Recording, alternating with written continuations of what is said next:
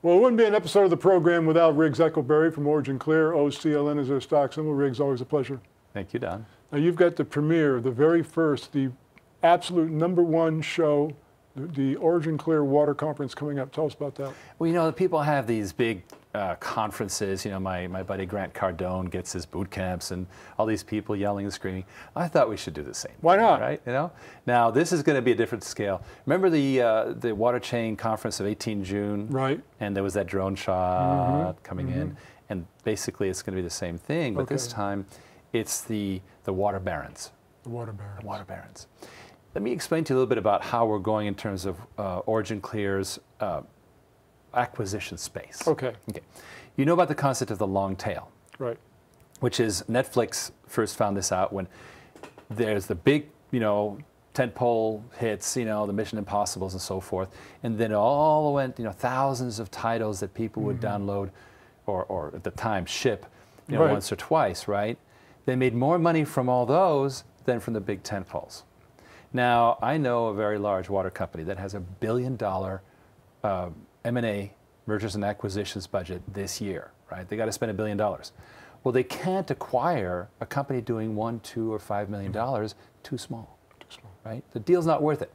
We can, because first of all, we have a philosophy of preserving that guy or gal in their domain with their network. They don't have to worry about, you know, losing it all and destroying their brand. So we can expand fast. We can do these deals simply, and that way we can roll up the long tail. All these loan operators I've been talking about, the Dan Earlys of the world, who have all this customer asset and patents and this and that, they just need a home. Right. And Dan, by the way, is just kicking it. As I told you, he's made his first sale within the first 30 days. I can't tell you, but he's doing really well. He's on track. Oh, Lord. And we're just shoving the resources at it as fast as we can. Well, what you said is really true, because you said this on an earlier program, that these people who are in business, you free them of all the responsibilities of running the business so they can do what they originally got into business to do to begin with, and that was sell. And help people with their water problems. Right. People always get into these things with some kind of missionary hope, like, you know, an idealistic, and that's lost, but they still have that, right? And we want those people because they will drive through all the pain. And so these guys, so far just guys, I really would like to see more gals in water. In fact, there's a nonprofit trying to get gals in water. It's really fantastic. But we're going to meet. We're going to discuss the direction. We're going to set some policies, get some feedback, and really start working as a group as opposed to us being loan operators, right? Now, when's the conference and where's it going to be? So it's Thursday the 16th, in fact, next week, and we're trying to get some kind of report from the conference next week. Great. And it's going to be in the La Cretz Innovation Center downtown, where we're based. And we're going to have a good time, and it's going to all be videoed. How many attendees are you expecting? How many it's going to be about a dozen people, something like that. Okay. It's kind of like a interactive conference. We're going to do high-level discussions about water, where it's going, where it can be, and what you're going to do about it. No, I'm just going to dominate the conversation. Of course you are. Well, of course you are. No, I'm learning to listen, and that's what we'll do. So what else is going on with the company? Well, you know, it's amazing how we think the revenue is in a good place, but as I say, this is a long, hot summer for us because we really can't discuss that specifically until the results of the quarter in progress. So, basta. Meanwhile, Water Chain is proceeding. We're you know, again, that's something that is a lot of preparations for this thing to become real, and I'll be talking about that some more. And then the other thing is I'm just making sure that we're really focused. Oh, the technology. I have a huge announcement coming for the technology.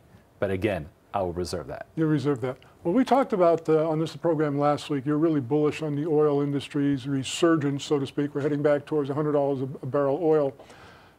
I know that oil is a big part of your plans for the usage of the technology, but what other applications are there for your technology? Yeah, so we use oil and gas as a great marker because people understand the cost of oil, et cetera. But a space they know less is actually hotter for us in some ways is the whole livestock effluent problem, manure, right? Pig manure, cattle manure, buffalo manure, I don't know, manure. And you got to separate that that's slurry. It's almost solid, but not quite. And there's valuable products in there, but there's also toxins and there's water to be recovered.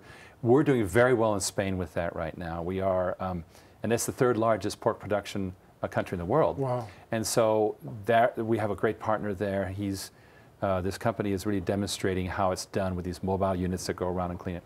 And we're also working on doing that in Central and South America, where there's also lots of pig production. So more to follow. It's very exciting. The water that's separated from the manure, what can it be used for? Well, it can be cleaned as much as you want. It can be cleaned all the way to drinkable, but typically, oh yeah, but it can just be reused. You know, cows and pigs do drink water. So all that water can be reused right on site. You know, this is the thing. On-site water treatment maximizes recycling. Exactly. Because what are you going to do? Reuse it, right? Because you had to pay to get it, so why not? You know, and so recycling rates, which are only 1% in the U.S. today, are going to rise as we decentralize.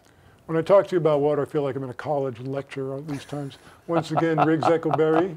He's the Dean of Water, we'll call him that. Thank you, sir. And the company is OriginClear, OCLN. Riggs, I can't wait to hear the report from the water conference. Congratulations and good luck with that. Thank you, sir.